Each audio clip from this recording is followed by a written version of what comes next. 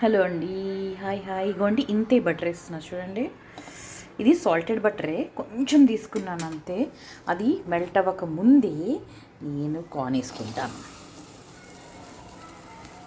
నేను కొంచెం కార్న్ తినాలనుకుంటున్నాను.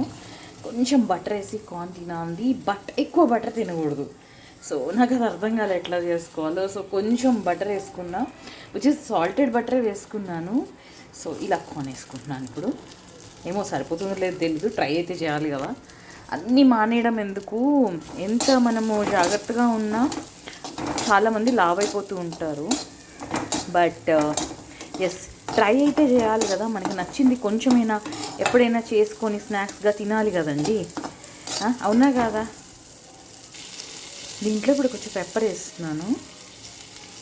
కొద్దిగానే వేసా పెప్పర్, ఎక్కువ వేయలా. చూద్దాం ఎలా వస్తుందో. బయట మనము ఇది పెప్పర్లో వేసిన కార్న్ ఎప్పుడు తింటాం కదా, ఆ కార్న్ తినాలనుంది నాకు. సో